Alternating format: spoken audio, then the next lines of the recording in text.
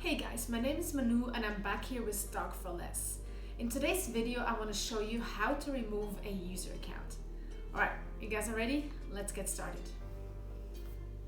Now, if we want to remove a user account, you click on the top left on the Apple logo on Systems and Preferences.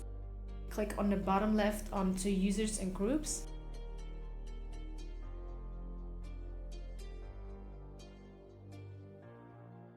And then again, you have to unlock it, so click to lock to make changes. You put in your password.